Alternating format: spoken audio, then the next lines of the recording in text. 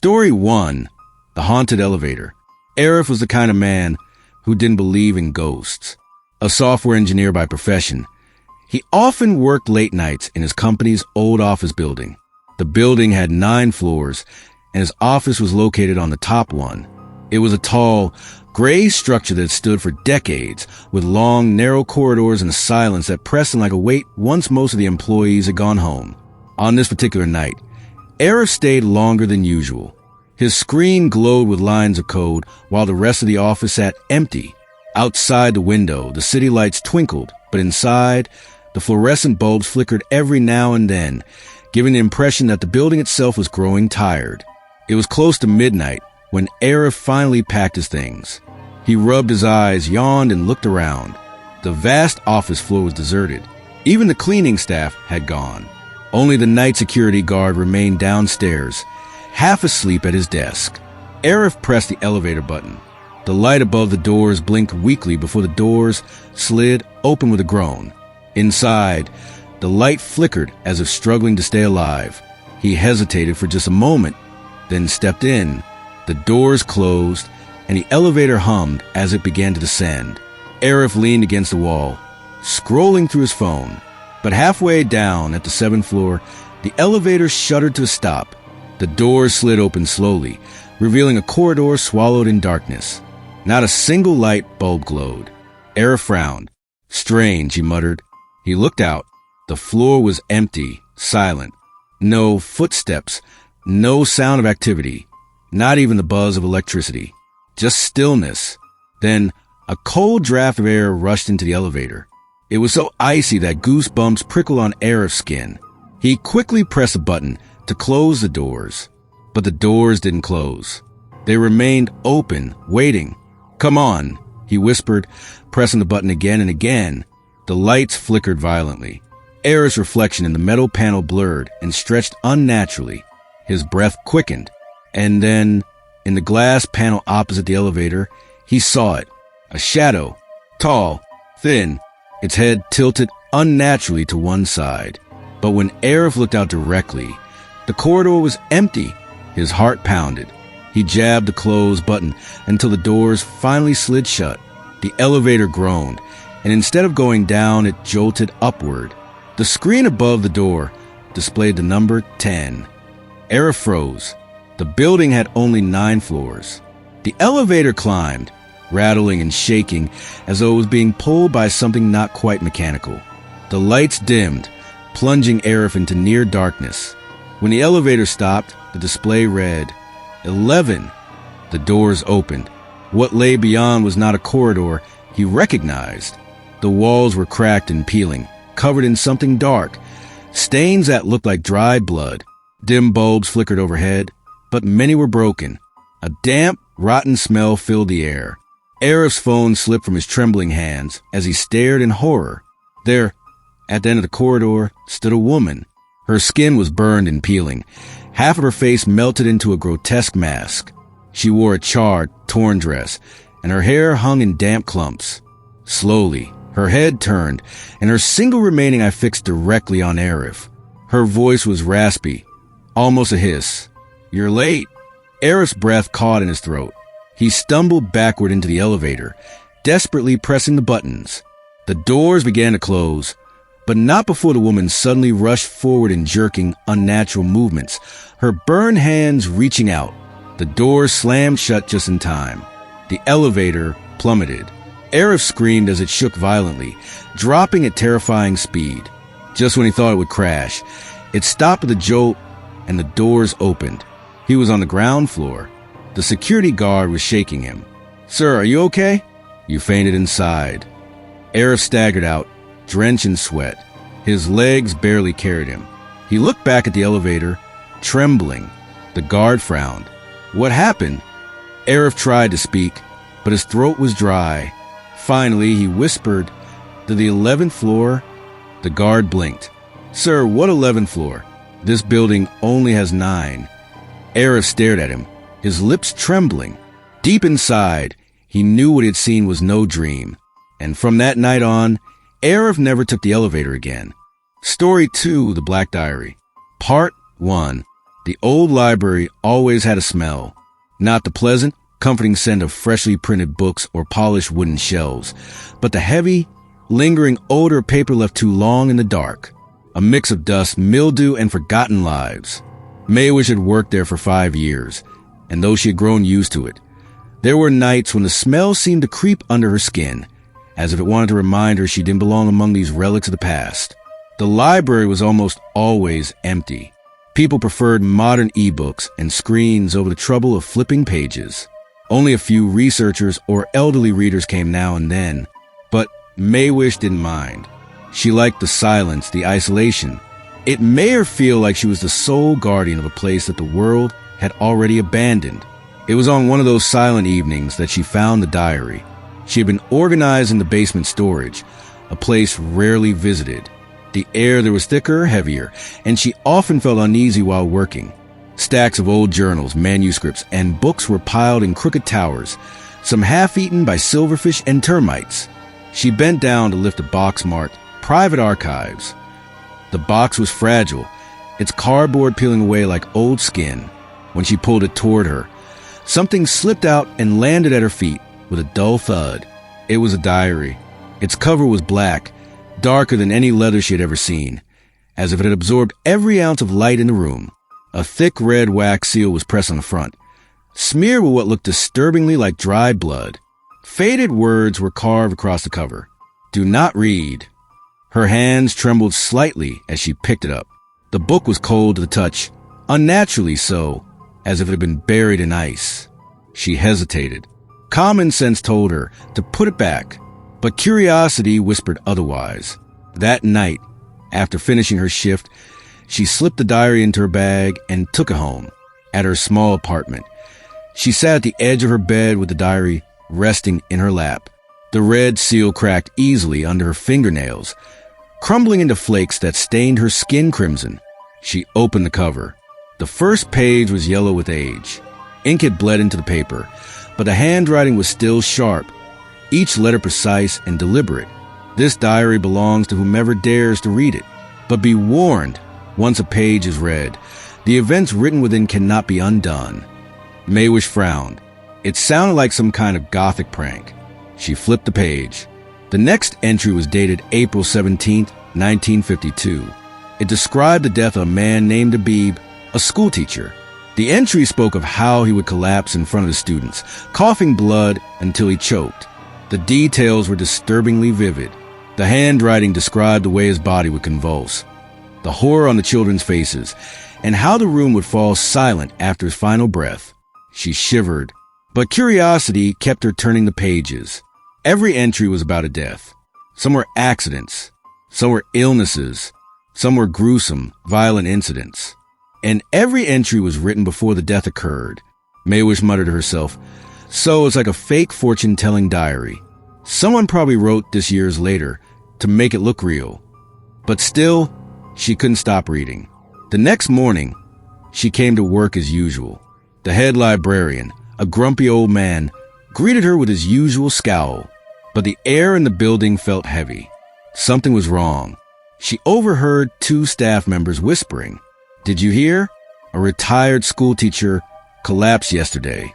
Heart attack, right in front of some kids." Her stomach dropped. The name, Habib, the exact scenario she had read in the diary. Maywish froze in place. For several minutes, she couldn't breathe. Her rational mind fought to explain it. Coincidence, she told herself. Just a cruel coincidence. But deep down, she knew it wasn't. And when she opened the diary again that night, she saw something that made her blood run cold. A new page, one she hadn't noticed before. The date was April 19th, 2025, and it described a young man in the library, one of the staff. It said he would be crushed under a falling shelf of books. Maywish slammed the diary shut. Her hands shook. She didn't want to believe it. She couldn't. But the image burned in her mind, and when she went to sleep, she dreamed of books falling like waves, burying someone alive beneath them. Part 2. The next day, she forced herself to act normal. She filed books, stamped return dates, and avoided looking at the heavy shelves that lined the walls. Every creak, would made her jump. By afternoon, the library was busier than usual. A few university students had gathered at the study tables, and one of the younger staff members, Assad, was restocking the top shelves with the help of a ladder. Maywish couldn't focus on her work. Her eyes followed him wherever he went. "Assad, maybe you should leave that for later," she said nervously. He laughed. "Don't worry, I've done this 100 times. She bit her lip. The diary's words echoed in her mind, crushed under a falling shelf of books. Minutes later, as Assad reached for the topmost row, the entire shelf gave a violent shudder. The wood groaned, and then, in one terrifying instant, the massive bookshelf toppled forward. The crash echoed like thunder. Books rained down in an avalanche. Screams filled the library. When the dust settled, Assad's lifeless body was pinned beneath the shattered shelf. His skull cracked open, his hand twisted unnaturally beneath the weight of dozens of books. The scene matched the diary's words perfectly. Maywish stumbled backward, bile rising in her throat. She wanted to scream, but couldn't. She wanted to deny it. But the truth was undeniable. The diary wasn't recording the past. It was writing the future, and she had brought it into her life. That night, she sat staring at the black diary on her desk. She considered burning it, but the memory of the wax seal and the cryptic warning stopped her. Instead, she tried locking it in the cupboard, but the next morning it was on her bed. She shoved it into a drawer. By evening, it was sitting at her kitchen table. No matter where she put it, the diary always returned, and each time she opened it, a new entry appeared. The next entry described an old woman who would be hit by a bus crossing the road near the library. The following day, Maywish saw it happen with her own eyes. The old woman screamed, the bus screeched, and her body crumpled under the tires while people gasped and shouted. The diary was never wrong. Page by page, it consumed her life. Her eyes grew dark from sleepless nights. Her hands shook constantly. She no longer spoke to her coworkers or her family.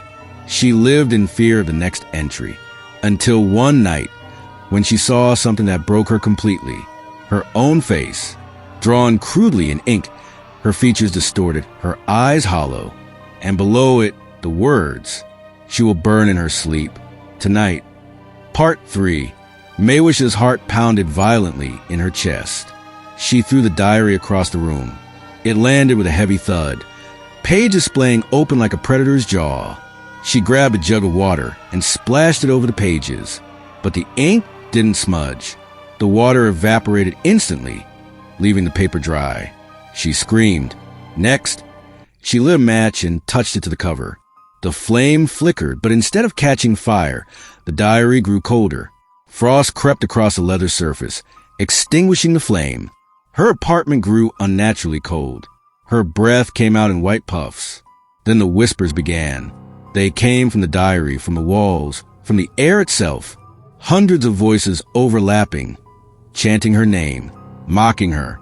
She clutched her head, falling to her knees. Tears streamed down her face. "Please," she begged. "I don't want this. I don't want to die." But the diary remained silent now, its pages blank as if mocking her desperation. Hours passed. She sat huddled in the corner, staring at the thing that had ruined her life. At some point, exhaustion pulled her into a restless sleep, and that was when it happened. The smell of smoke, the crackle of fire. She awoke choking, her lungs filling with thick black fumes. Flames licked the walls, climbing higher with each passing second. She screamed and ran to the door, but it was jammed. The windows refused to open. Her apartment had become a furnace. In the middle of the flames, the diary sat on her desk, untouched, unharmed, its black cover gleaming. Through the blur of smoke, she thought she saw figures, faces drawn in ink emerging from the pages, laughing, watching her burn. Her screams filled the night until they were silenced by the roar of fire. The next morning, firefighters found nothing but ashes. Everything had been destroyed, except for a single, untouched diary lying perfectly intact among the ruins. The cover gleamed black, and a new page had already been written, waiting for the next reader. Story 3. The Small Room in the House. Part 1. When Nadim bought the house, it felt like the start of a new life. After years of saving, he could finally give his wife and 2 children a proper home. It wasn't fancy, but it was big enough, and it had a quiet charm about it. A small garden at the front, old wooden floors that creaked with every step, and windows that let in the soft golden light of evening. The house was old, built decades ago, and came at a surprisingly cheap price. The owner, an elderly man, had seemed eager to sell it, almost too eager. "There's just one thing," the old man had said, handing Nadim the keys. His pale, wrinkled hand had trembled slightly. "There's a small room at the end of the hallway upstairs. Don't use it. Don't open it. Just leave it locked." Nadim had laughed nervously, thinking it was some old superstition. But the man's eyes had remained serious, almost pleading. "Promise me," he whispered. "Don't go inside." Nadim promised, though at the time, he didn't think much of it. The first few weeks were perfect. His wife decorated the living room with new curtains. The children played in the garden, and for the first time in years, the family felt truly settled. The only odd thing was a small locked room upstairs. It was tucked away at the far end of the hallway, with a rusted lock on its door. Whenever Nadim passed it, he felt a strange chill, as though the air was slightly colder near it. Sometimes at night, he thought he heard faint scratching sounds coming from inside, but he always dismissed it as rats or the old with settling. His wife mentioned it once. "Why is that room locked?" she asked while folding laundry. "Just storage," he said quickly. "The old owner kept it sealed. We'll leave it be." But curiosity gnawed at him. Every time he walked past the door, he imagined what was inside. Dusty boxes? Old furniture? Hidden treasures? The thought of leaving a part of his new house unexplored felt unbearable. And then came the night when his curiosity won. It was past midnight. Everyone else was asleep. The house was silent except for the faint ticking of the hallway clock. Nadim stood in front of the small room's door, a hammer in one hand. His heart pounded, not just from guilt, but from something else. Something he couldn't name. He smashed the lock. The old metal gave way with a sharp crack. Slowly, he pushed the door open. The smell hit him first. A damp, rotten stench, like mold mixed with something metallic. Blood, perhaps. He gagged, covering his nose. The room was small, barely more than a storage closet. The walls were stained and cracked. Strange handprints covered them. Small handprints, as though a child had pressed their palms into the walls over and over again. The prints were dark, dried, and disturbingly smeared. Nadim's chest tightened. He stepped inside, shining his phone's flashlight around. At the far corner, something moved. A shadow. Small. Quick. And then he heard it. A giggle. A child's giggle. Soft and high-pitched, echoing in the stale air. He stumbled backward, slamming the door shut.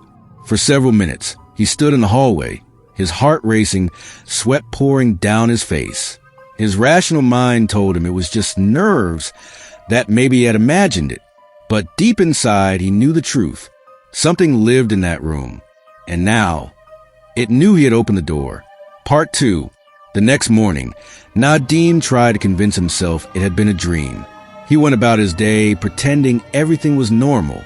But the atmosphere in the house had changed. The air felt heavier, colder.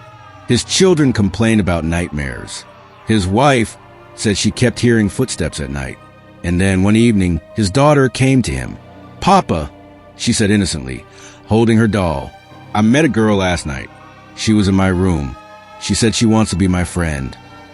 Nadim froze. "What girl?" "She had red eyes," his daughter said, "and her hands were dirty. She said she used to live here." His stomach dropped. He forced a smile. It was just a dream, Beta. But he knew it wasn't. Over the next week, the presence grew stronger. Doors creaked open on their own. Lights flickered. The smell of damp earth and blood lingered in the hallways. At night, Nadim heard soft giggles echoing through the house. His son woke up screaming one night, claiming someone had pulled his blankets off and whispered in his ear. His wife found muddy footprints in the kitchen. Small, childlike footprints that led to the locked room. Nadim was unraveling. He decided to confront it. One night, He stood outside the small room with a flashlight and a Quran in his hand.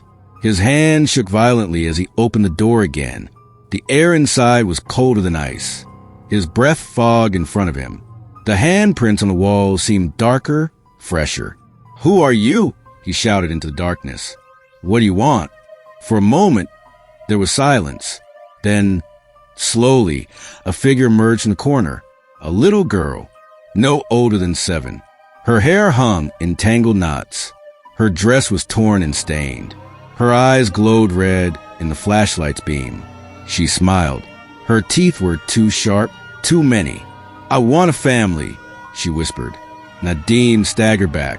The girl took a step forward, her bare feet leaving bloody prints on the floor. "Play with me," she said, giggling. He slammed the door shut and locked it, his hands trembling uncontrollably. But deep inside, he knew it was already too late. Part 3. The haunting grew unbearable. The girl was no longer confined to the room. Nadim's wife saw her standing in the kitchen at night, staring blankly at the stove. His son claimed she played games with him in the garden, and his daughter spoke to her constantly, laughing as though she were truly alive. One morning, Nadim awoke to find his daughter missing from her bed. Panic surged through him. He searched the house desperately, calling her name. Finally, he opened the small room. There she was, sitting cross-legged on the floor, giggling with the ghostly child. The red-eyed girl turned and looked at him. Her smile widened, stretching unnaturally across her face. "She likes me more than she likes you," the ghost whispered. Nadim grabbed his daughter, pulling her out of the room. But the little girl's voice echoed after them. "She will stay with me. One day, she will stay forever." The final horror came a week later. Nadim awoke to silence. Too much silence. He rushed to his daughter's room, but the bed was empty. His wife and son were gone too. Heart racing, he ran to the small room. The door was wide open. Inside, his entire family sat cross-legged on the floor, their eyes empty, their faces pale. And next to them was the ghostly girl, smiling, holding their hands. "Now we're a family," she whispered. Nadim screamed, rushing forward to grab them. But when he touched his wife's arm, it crumbled into ash. His son's body collapsed into dust. His daughter turned to him with hollow eyes before fading like smoke. The little girl giggled. "You broke your promise, and now they're mine." Nadim collapsed to the floor, sobbing, his mind shattered. The ghost leaned close to his ear, whispering softly, "You shouldn't have opened the door." When the police found him weeks later, Nadim was sitting alone in the small room, rocking back and forth, muttering to himself. The walls were covered in fresh, bloody handprints. His family was never found, and the house went back on sale, waiting for the next curious buyer.